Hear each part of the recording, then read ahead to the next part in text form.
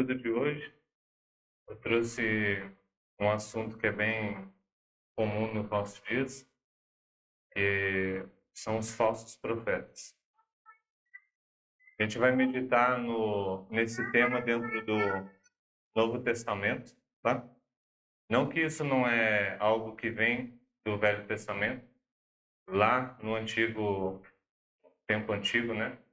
Nós vemos que já havia esses falsos profetas, que são pessoas que deturpam a palavra de Deus e os seus mandamentos, muitas vezes com objetivos para eles mesmos, né? Onde eles visam poder, fama, dinheiro. Nós vamos ver tudo isso hoje na meditação, tá? Nós vamos meditar em 10 textos. Eu vou passar por cima deles só. A gente não vai ler todos os textos, mas eu convido aos irmãos, em todos aqueles que a gente for meditar, que os irmãos realmente leiam em casa todo o texto.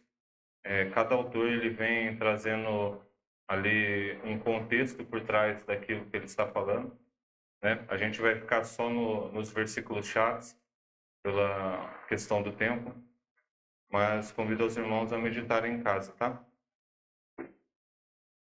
Nosso primeiro texto, ele tem como autor Jesus Cristo mesmo. No final do Sermão do Monte, Sermão da Montanha, que é em Mateus 7, já vi que alguns já foram direto lá, isso é bom.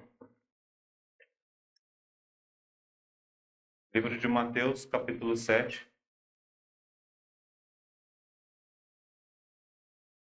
Cristo aqui usa dois termos a identificar esses falsos profetas. Um é falso profeta mesmo. A gente vai ver no decorrer que alguns autores usam um nome, outros chamam de outro, mas está tudo no mesmo contexto, tá? São aqueles que vão de contrário à santa doutrina de Deus. Então, Cristo aqui ele vai chamar de falso profeta e lobo devorador.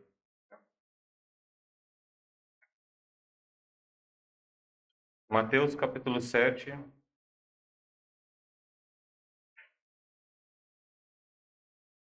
Vamos ler versículo por versículo, daí a gente vai meditando em cada versículo, tá?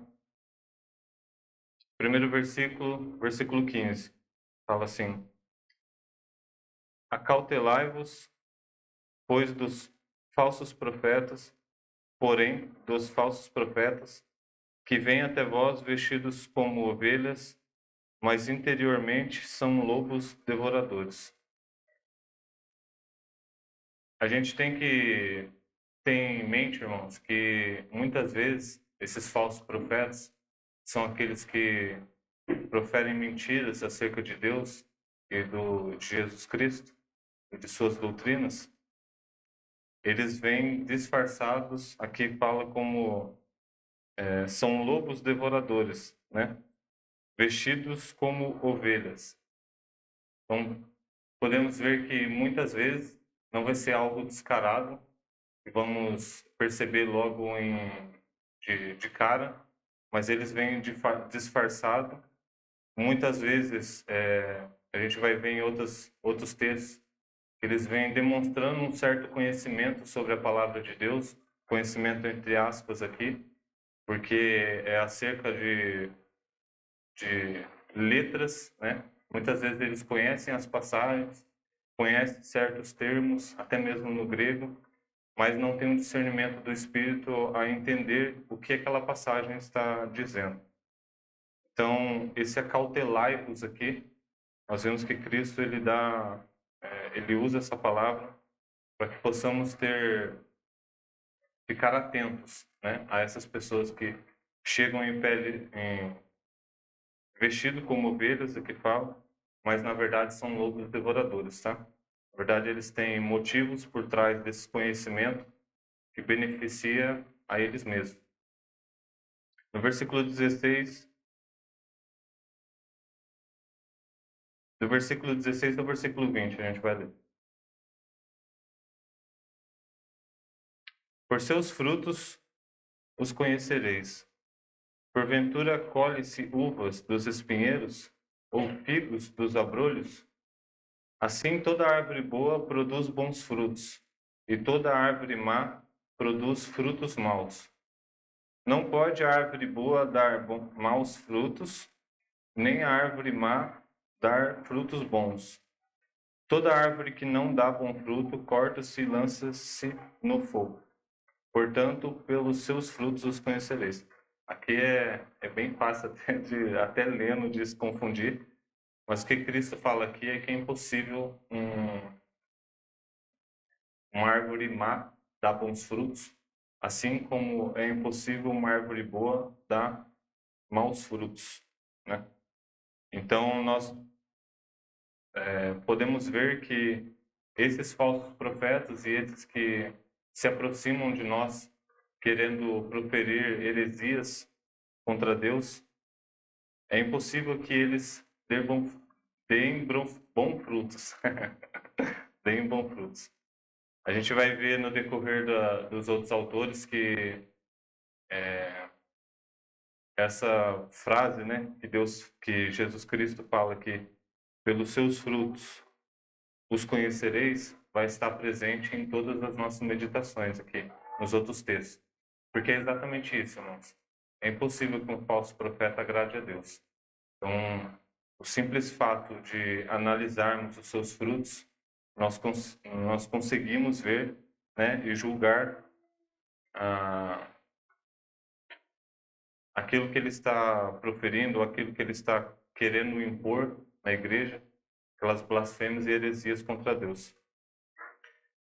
Nós vamos ver que eles sempre estão querendo engrandecer eles mesmos, né? Cada um buscando o seu propósito egoísta, tendo eles mesmos como centro de seus estudos, de suas meditações, ou coisas materiais.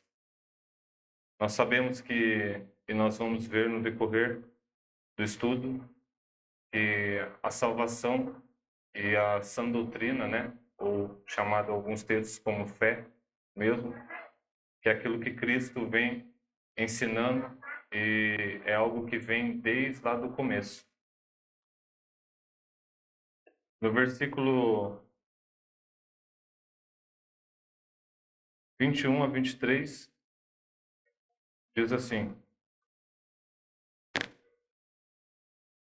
Nem todo que me diz Senhor, Senhor, entrará no reino dos céus, mas aquele que faz a vontade do meu Pai que está nos céus. Vamos parar aqui, vamos ler o 21 primeiro. O simples fato, irmãos, de exclamar ou saber que Cristo existiu e que Cristo morreu na cruz e que existe um Deus por trás de todo esse mundo, o que não é difícil de pensar, né? Uma vez que a gente olha para fora, olha a natureza, os nossos próprios corpos, e tem que ter muito mais fé a acreditar que não existe um Deus por trás disso. Que tudo isso veio de uma explosão ou de qualquer outra teoria aí, né, da criação. Então, o simples fato de saber que Jesus Cristo e Deus existe, isso não quer dizer que você tenha salvação, de que os seus pecados foram perdoados, né? Basta confessar a Cristo como Salvador e se arrepender dos seus pecados. A gente vê aqui que Cristo ele vem falando que muitos, ele usa a palavra muitos, porque realmente vão ser muitos ao estudar. Eu fui pesquisar sobre falsos mestres, né? E a gente vê tanta igreja pregando heresias, pregando coisas que não são de Deus. E o que mais assusta é que essas igrejas estão lotadas. E são muitas pessoas. A gente vê que muitos vão chegar naquele dia achando que são pessoas que merecem, né, a glória, merecem a salvação, a vida eterna, mas na verdade a salvação não se baseia em simplesmente saber que Deus existe, que Jesus Cristo morreu na cruz, e sim de você confessar a Ele como o Senhor de sua vida e se arrepender dos seus pecados. No versículo 22, Cristo fala assim: muitos me dirão naquele dia, Senhor, Senhor, não profetizamos nós em teu nome? E em teu nome não expulsamos demônios? E em teu nome não fizemos muitas maravilhas? Nós vemos aqui, irmãos, já no decorrer desse trecho aqui, né, desse ensinamento de Cristo, já a aplicação daquilo que Cristo nos ensinou nos versículos anteriores. Pelos seus frutos os conhecereis. Aqui eles tentam contestar a sua condenação, fazendo o quê? Mostrando as suas obras, como se a salvação dependesse de suas obras. A gente não vê eles contestando a Cristo, falando, mas eu criei em teu nome, mas eu me arrependi dos meus pecados e confessei a ti como meu Salvador. A gente vê eles colocando aqui como contraponto daquilo que Cristo, da condenação às suas obras. Então eles se baseiam exatamente nisso, em profetizar no nome de Cristo, em expulsar demônios, em fazer maravilhas, né? Eu colocaria tudo isso aqui em aspas, porque nada disso vem de Deus. Então aqui a gente já consegue ter essa percepção de que esses não são dos nossos, né? Justamente porque eles baseiam sua salvação em obras humanas. E a gente sabe que o homem ele não consegue, através do seu mérito, por mais que você seja bom, por mais que você faça o bem, você não consegue alcançar a salvação. Somente através do arrependimento de seus pecados e confessando a Cristo como Salvador. Então aqui a gente já vê a primeira aplicação do que Cristo vem falando, né, dos frutos desses falsos profetas. E no versículo 23 a gente vê a resposta para isso. Cristo fala assim: e então lhes direi abertamente, nunca vos conheci. Apartai-vos de mim, vós que praticais a iniquidade. Aqui, irmãos, esse conheci não quer dizer que Cristo não sabia quem aquelas pessoas eram. Porque Cristo, sendo Deus, ele conhece todas as coisas. Ali, quando ele usa a palavra nunca vos conheci, quer dizer que essas pessoas nunca tiveram parte com ele. Essas pessoas nunca conheceram a Deus, nunca se arrependeram e nunca vieram à salvação. Até porque a nossa salvação ela não é baseada em nossas obras. Então, uma vez que você é salvo, isso é para sempre. Então, não tem como aquelas pessoas, uma vez serem salvos e ali, no caso, tiveram perdido a salvação logo do tipo, porque isso não acontece, tá? A gente vê aqui também, irmãos, em relação a esses falsos mestres, o que podemos ver nos dias de hoje é que o que é pregado nas igrejas é que é errado você julgar a vida do seu irmão, é errado você julgar os frutos daqueles líderes que estão à frente. E esse é um ensinamento que vai de contrário ao que Cristo nos ensina, né? Muitas vezes eles querem se esconder e esconder todo o seu plano maléfico, se podemos dizer assim, através dessas falsas doutrinas, né? E uma delas é que você não pode julgar os frutos daquele que está à frente, daquele que está ensinando, sendo que isso não é uma verdade.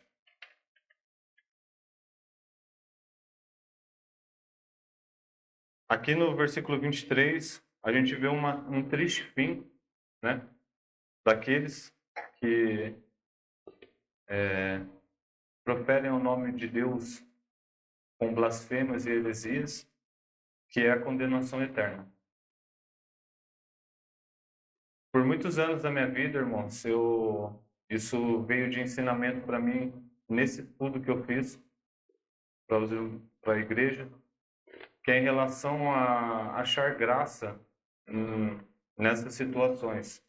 Muitas vezes eu vi essas heresias e achei engraçado por ser algo que vai além do ridículo a nós que temos o discernimento. Mas é triste, irmãos.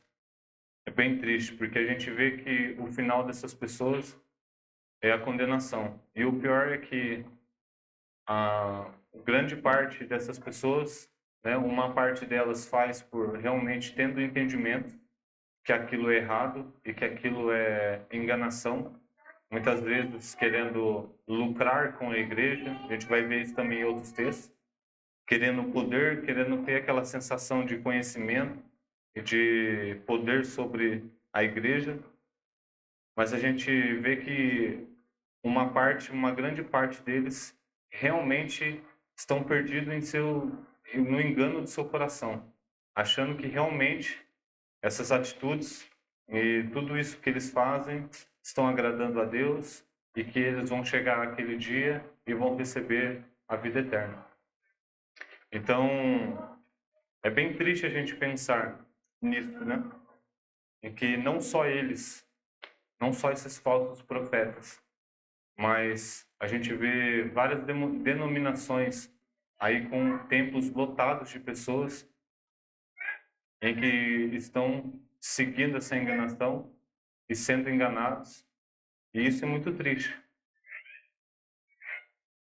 Aqui, Cristo continua a falar, né, sobre quem realmente ama a Deus, é aquele que pratica a palavra de Deus, que é exatamente em relação à salvação, o arrependimento de seus pecados e confessar a Cristo como Senhor e Salvador de suas vidas. Convido os irmãos a meditarem depois no restante do texto, onde Cristo fala sobre você construir uma casa sobre a rocha e não sobre a areia, para não ser algo fraco, né? Mas ter aquela consistência no que você está fazendo, servindo a Deus. Vamos passar agora, irmãos, para o segundo texto, que é em Colossenses, um pouquinho para frente aí.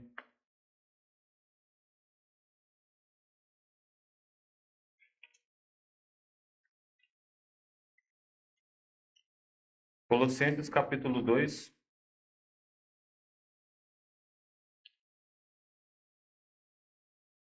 Aqui o autor é Paulo.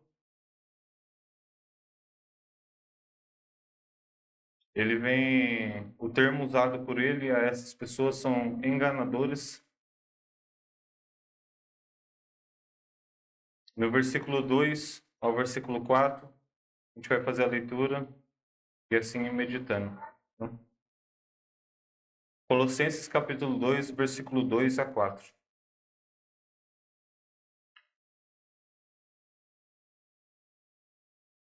Para que os seus corações sejam consolados e estejam unidos em amor e em todas as riquezas da plena certeza da inteligência, para conhecimento do mistério de Deus e Pai e de Cristo, em que estão escondidos todos os tesouros da sabedoria e do conhecimento.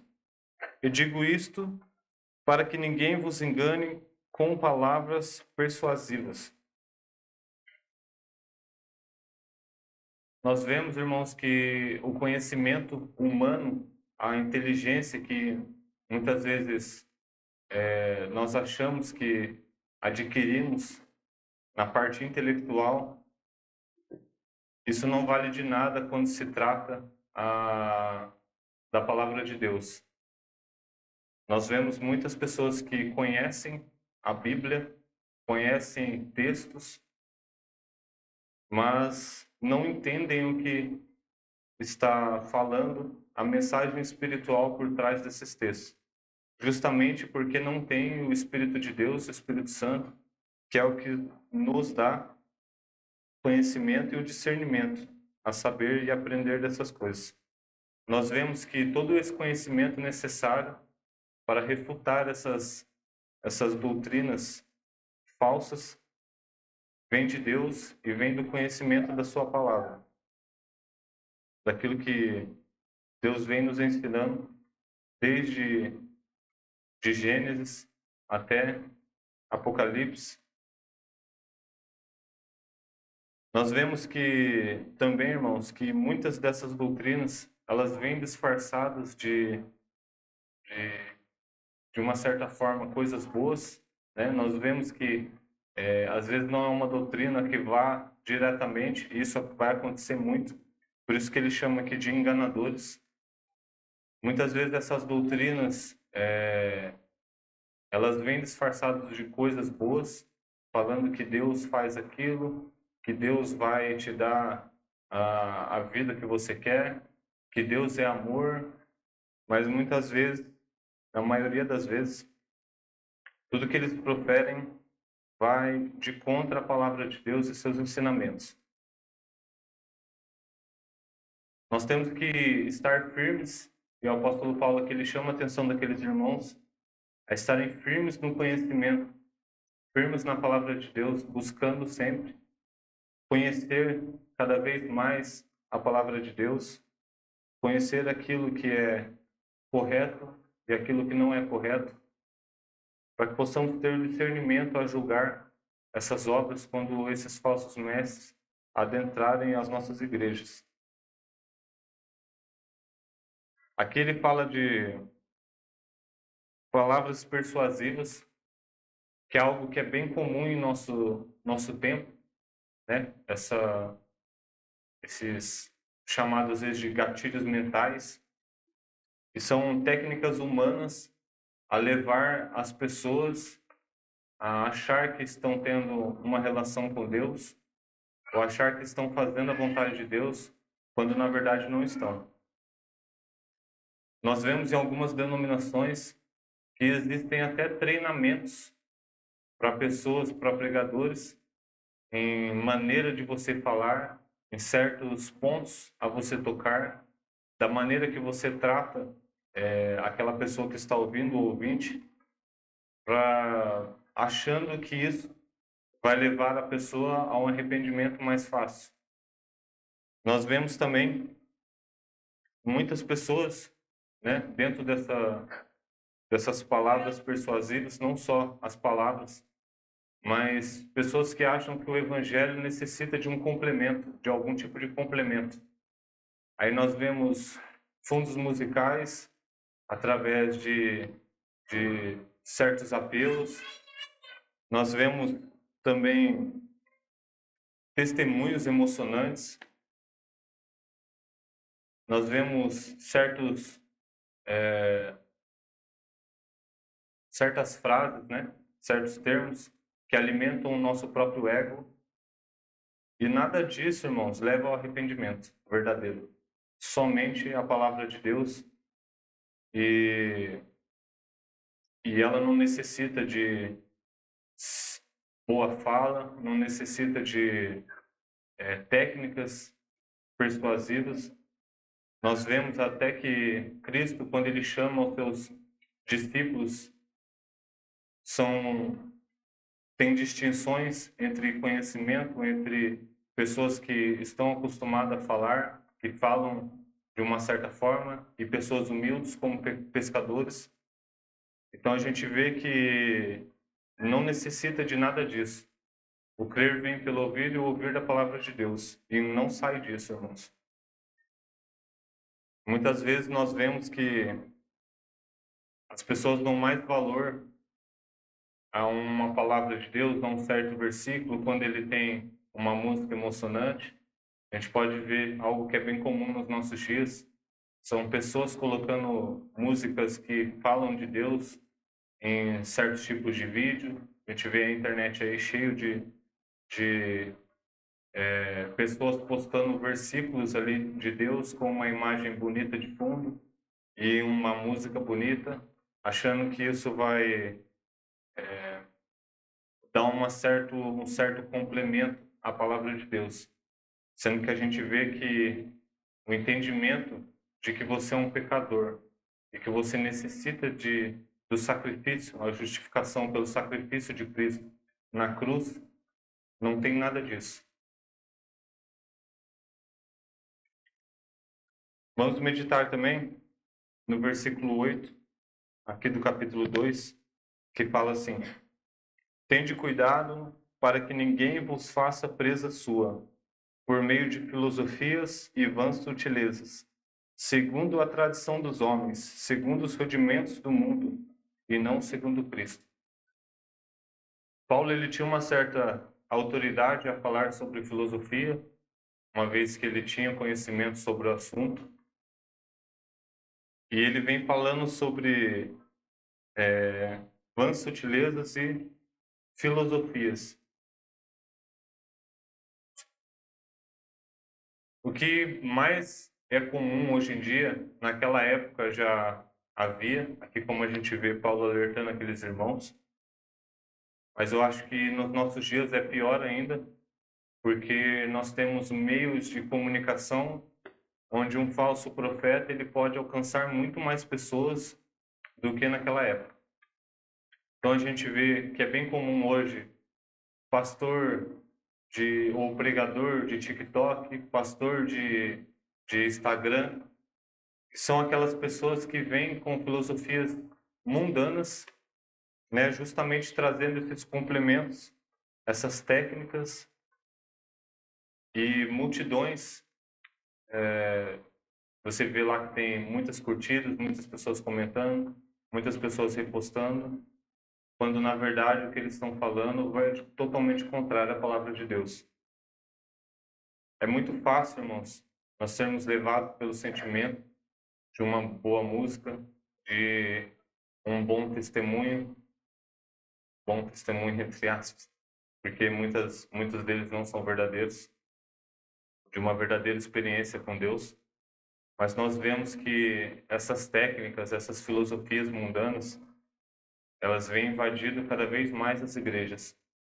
Nós vemos a igreja não rebatendo a igreja verdadeira. Na verdade, não verdadeira, porque ela deixa adentrar esses falsos ensinos. Mas nós vemos muitas igrejas que se adaptam ao mundo ao invés de refutar aquelas falsas doutrinas.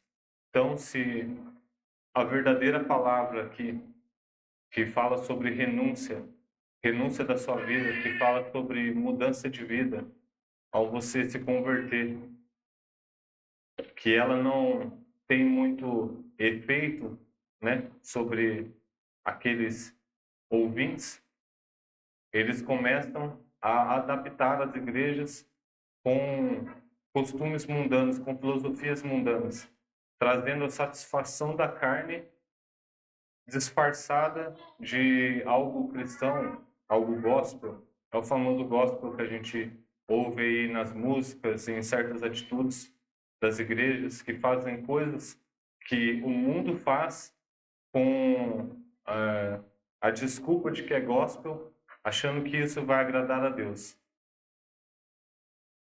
Deus não se deixa mudar. Deus, ele não é influenciado pelo mundo, e a gente vê que a sua palavra ela não muda. Por mais que essa palavra foi escrita há muitos anos atrás, né, ela não muda para os dias de hoje. E ela não vai mudar até que Cristo venha.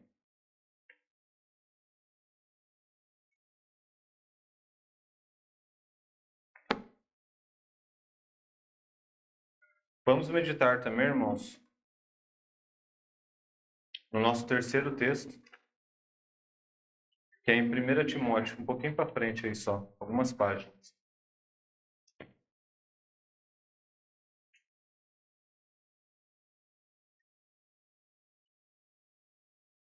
Lembrando que se alguém tiver algum comentário a fazer, pode ficar à vontade, tá? 1 Timóteo, capítulo 1, versículos de 4 a 7. Sabendo, amados irmãos, que a vossa... Não, é 2 Timóteo, perdão.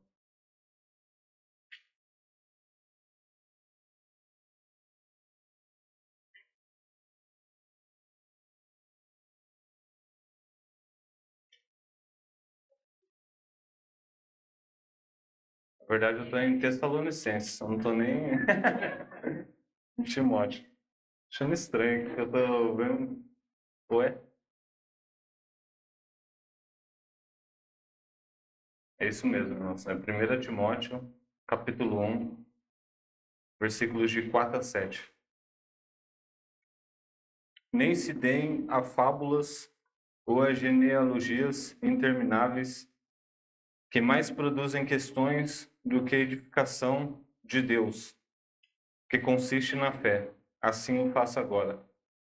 Ora, o fim do mandamento é o amor de um coração puro e de uma boa consciência e de uma fé não fingida, do que desviando-se alguns se entregaram a vãs contendas, querendo ser mestres da lei e não entendendo nem o que dizem, nem o que afirmam.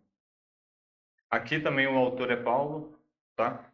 Ele vem, a gente vê que era uma preocupação daqueles dias sobre esses falsos mestres, uma vez que os próprios judeus, eles não reconheciam Cristo como sendo Deus, como sendo Salvador, e isso era algo, um ensinamento que era bem comum naquela época, que não deixa de ser uma heresia contra Deus.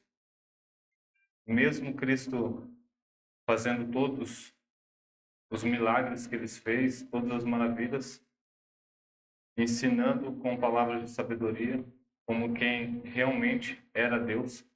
A gente vê no estudo que a gente está fazendo de quarta-feira, ali em João, as maravilhas de Cristo, seus milagres, e como Cristo, em certos pontos, fala como se fosse Deus, e na verdade ele era Deus. Ele era, não, ele é Deus. E mesmo assim, muitos naquela época achavam que Cristo era apenas um profeta ou apenas alguém que tinha conhecimento da palavra. Aqui a gente vê Paulo falando a Timóteo a, a ter esse certo cuidado na igreja de Éfeso.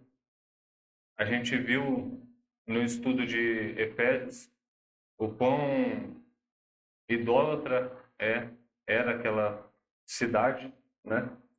Uma vez que ela era capital de comércios, comerciantes, tinha templos levantados à deusa Diana, acho que era isso mesmo, deusa Diana. A parte política também era bem grande lá naquela cidade. Então a gente vê certos falsos mestres, que aqui é chamado de mestres da lei, tentando fama, poder sobre aqueles irmãos, né, com especulações acerca do Pentateuco, que é a lei, que são os livros de Moisés. Então a gente vê essas pessoas trazendo um certo conhecimento, né, entre aspas, porque é algo totalmente artificial acerca da lei, tentando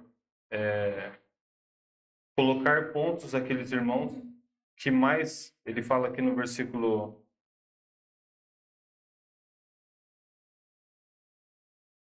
se eu achar aqui no versículo 4, que mais produzem questões do que edificação de Deus. Nós vemos que não é algo que era mirado no Evangelho, né? Uma vez que a igreja não era uma igreja com muitos anos, né, de ministério. Então, a gente vê a necessidade do Evangelho ser pregado ali naquela cidade. dessa doutrina e viam esses falsos mestres, esses mestres da lei, focando em coisas que eram totalmente inúteis ali naquele momento, né? Em outros momentos também. Uma vez que eles traziam especulações sobre coisas da lei e não sobre o evangelho que tinha sido passado a eles. Muitas vezes a gente vê pessoas se adentrando nas igrejas com essa aparência de sabedoria, né? Trazendo... É até engraçado, irmãos. Isso é engraçado. Mas quando eu fui pesquisar no YouTube, estava fazendo uma pesquisa sobre falsos mestres. E o que eu achei foram falsos mestres falando sobre falsos mestres. E isso é algo que a gente tira como ensinamento, que muitas vezes as pessoas vão aparentar sabedoria, vão aparentar estar falando coisas que vêm de Deus, usando até mesmo os versículos da Bíblia, né? Mas na verdade eles não entendem e só trazem questões, só trazem questões que não são a verdade, né? E só trazem enganação àqueles que estão ouvindo. Não era essa palavra que eu ia usar, mas também serve. Então, que possamos lembrar lá do primeiro versículo que a gente leu, de ter essa cautela, irmãos. E por mais que a pessoa está usando um certo texto bíblico, por mais que a pessoa está usando um púlpito de uma igreja verdadeira, como a nossa, que prega a verdade, a cautela tem que existir na igreja, a saber ouvir e analisar o que está sendo pregado para ver se aquilo é realmente de acordo com a Bíblia. Tem muitas pessoas que se baseiam e baseiam sua fé simplesmente porque é o pastor que está pregando, simplesmente porque é alguém que tem uma certa fama, como Spurgeon, como Nicodemos. Eu até comentei com alguns irmãos que eu estava vendo um podcast dele e ele começou a falar coisas, né? Em certo momento ele falou coisas que realmente estavam de acordo com a palavra de Deus, mas depois ele começou a dar uma certa viajada assim e falar coisas que não eram de acordo com a palavra de Deus. Então a gente vê as pessoas confiando muito e se baseando em pastores e o que o pastor falou está certo, o que aquele pregador falou está certo. Não é possível que aquele pregador está falando algo errado para uma multidão assim, sendo que na verdade a gente tem que ser como os bereanos, que analisavam toda a palavra que era pregada. A gente vê esse ensinamento na palavra de Deus, que temos que ter esse discernimento a saber que aquilo que está sendo pregado vem de Deus ou não. A gente está estudando hermenêutica e a gente vê o quão importante é o estudo da palavra de Deus, o quão em alguns textos à primeira vista parece que é algo, mas quando você vai estudar a fundo, está falando de outras coisas. Não é à toa que a gente tem, poderia dizer milhares, eu não sei, mas eu acho que é milhares de denominações que baseiam doutrinas em passagens que, na verdade, não tem nada a ver com aquilo. A pessoa nem foi buscar, e é algo que é claro a nós, pelo fato de termos o Espírito Santo e termos o discernimento sobre essas coisas. Muitas vezes a gente vê que, nossa, como que eles não enxergam que isso não é bíblico, né? Sendo que, uma vez que eles não aceitaram a Cristo, eles estão entenebrecidos no seu entendimento. E eles não têm entendimento sobre a palavra de Deus. Ainda em Timóteo, irmãos, a gente vê no capítulo 6 que Paulo continua a tratar desse assunto. Aqui o termo usado é a soberbo, os corruptos de entendimento. E no próprio subtítulo da passagem está falsos mestres.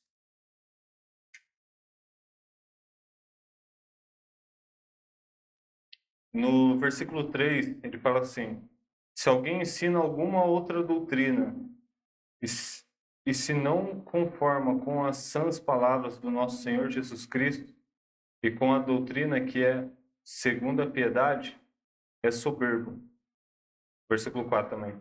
E nada sabe, mas delira acerca de questões e contendas de palavras, das quais nascem invejas, contendas, blasfêmias, ruins suspeitas, perversas contendas de homens corruptos de entendimento e privados da verdade, cuidando que ganho seja piedade, aparta-te dos tais.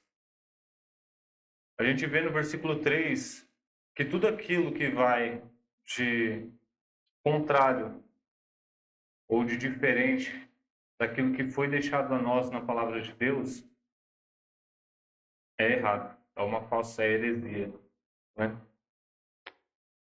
A gente vê tantos livros complementares à palavra de Deus aí, e vê tantas pessoas dando mais valor a certos ensinamentos humanos do que a própria palavra de Deus, do que a própria doutrina deixada por Jesus Cristo. E isso é errado, irmãos. Nós temos uma palavra perfeita deixada por Deus a nós, e tudo aquilo que é complementar, complementar entre aspas também, a isso não provém de Deus. Nós vemos até certas denominações que baseiam as suas doutrinas e o seu andar em um livro escrito por humano, por um homem pecador, e acabam deixando de lado a verdadeira palavra de Deus. Nós vemos também, irmãos, no versículo 4 e 5, que o delírio desses falsos profetas e desses homens, que eles dão origem a uma cerca de pecados. E muitas vezes, né, se não na maioria delas,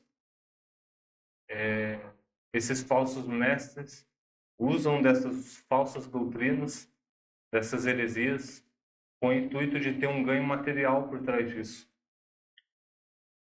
Não é à toa que mais para frente a gente vai ver que eles são avarentos e eles buscam, né, o ganho material usando como desculpa, aqui ele cita a piedade, né, usando como desculpa o amor, usando como desculpa a santidade daqueles ouvintes, sendo que, na verdade, eles estão simplesmente com o objetivo de ter um certo ganho material por trás daquilo.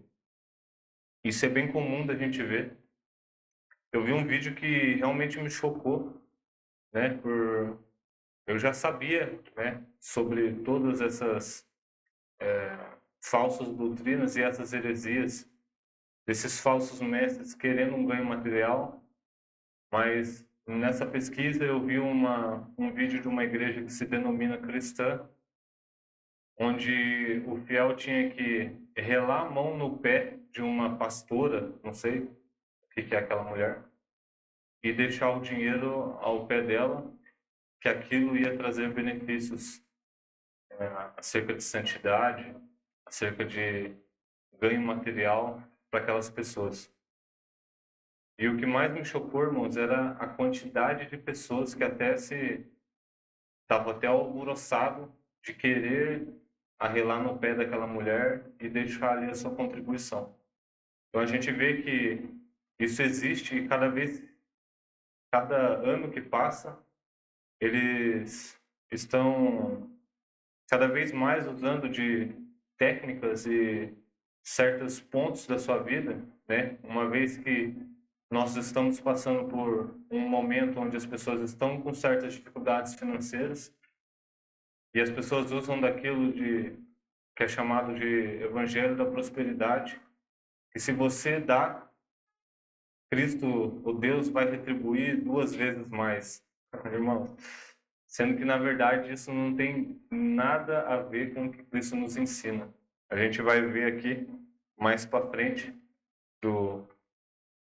é nesse texto mesmo. é que são alguns textos, eu não sei se é no mesmo texto. Mas nesse texto mesmo ele vai rebater essa doutrina. E é algo tão claro na Bíblia, e essas pessoas que não analisam a palavra de Deus e não têm um discernimento, não conseguem ver. Seguindo o versículo 6, ele fala assim: mas é grande ganho a piedade com o contentamento, porque nada trouxemos para este mundo, e manifesto é que nada podemos levar dele.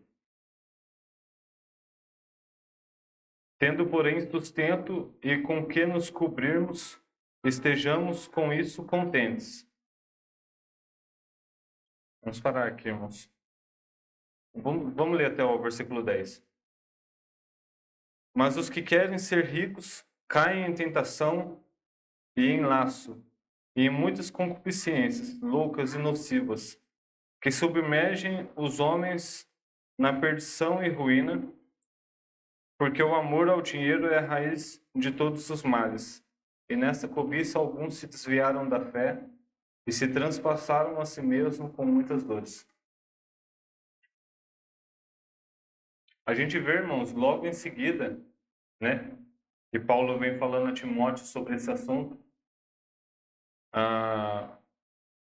o que realmente Deus fala sobre essa questão material, né? Em outros pontos da palavra de Deus existem ensinamentos, tem esses ensinamentos sobre isso.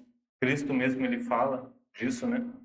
Um exemplo é o jovem rico que guardava toda a lei, mas quando Cristo falou para ele, vai e vende tudo que tem e reparte aos pobres, ele se entristeceu e não seguiu a Cristo, justamente porque amava o dinheiro. De contrário a essas falsas doutrinas, irmãos, nós vemos que temos que ser contentes com o necessário à sobrevivência. Cristo, Deus não promete em nenhum momento da Bíblia riqueza, não promete que você vai dar algo para a igreja e isso vai retornar para você. Pelo contrário, Cristo fala que no mundo teremos aflições, né? Então não é... A gente vê que a vida de um crente fiel, por mais que às vezes Deus nos dê uma certa condição financeira, aquilo tem que servir de ajuda àqueles irmãos que estão precisando, muitas vezes, e não pode existir o amor ao dinheiro. Todos aqueles que querem e têm como objetivo na sua vida ser ricos, irmãos, eles estão a um ponto de cometer vários pecados, uma vez que o amor ao dinheiro é a raiz de todos os males que a gente vê aqui na palavra de Deus. A gente vê muitas pessoas dedicando horas de sua vida, às vezes deixam de se dedicar à palavra de Deus, a dedicar em estudos, para que ele possa ter um salário alto, tendo como objetivo o dinheiro, né? Não que você não tenha que estudar, tá? Não é esse o ensinamento. Você tem que estudar, mas a motivação para isso não pode ser o amor ao dinheiro. Que possamos, irmãos, sempre agradecer a Deus com o necessário que temos, com aquilo que Deus tem, que está provendo, que é o nosso pão de cada dia, nossa alimentação, o teto sobre as nossas cabeças. Ao acordar, agradecer a Deus por você estar numa casa, por você ter ali um conforto de deitar numa cama. Muitas vezes nós passamos por isso, né, achando que isso é normal, sendo que na verdade é uma bênção de Deus em nossas vidas. Irmãos, vamos então ficar por aqui. Eu vou falar mais uma coisa, mas não vamos. A gente dá uma pausa. Aquele que tem amor ao dinheiro e dá essa importância ao dinheiro, ele vira algo fácil desses falsos mestres. Nós vemos que as igrejas que pregam o evangelho da prosperidade são as igrejas que mais têm membros, que mais têm pessoas. Eu não vou citar aqui nome de denominações, mas basta você parar para ouvir um pouquinho do que eles estão pregando e 90% das pregações tem como ensinamento o dar para você receber. Eu até comentei com alguns irmãos, uma vez eu estava no meu serviço de madrugada e eu liguei a televisão e um pregador lá usou de uma passagem que é a multiplicação dos pães, né, e dos peixes lá, por Cristo, como algo acerca do Evangelho da Prosperidade, teoria da prosperidade, que é aquele que deu, né, aqueles pães e aqueles peixinhos, voltou 12 cestos, que foi o que sobrou, né? E aqueles 12 cestos foi para aquela pessoa que deu os pães e os peixinhos. Então você vê que essas pessoas usam até de textos que não tem nada a ver com o assunto para tirar esses ensinamentos, essas heresias acerca de ganho material. Não só ganho material, irmãos, mas muitas vezes tem a questão do ganho emocional também, né? A gente vê que um outro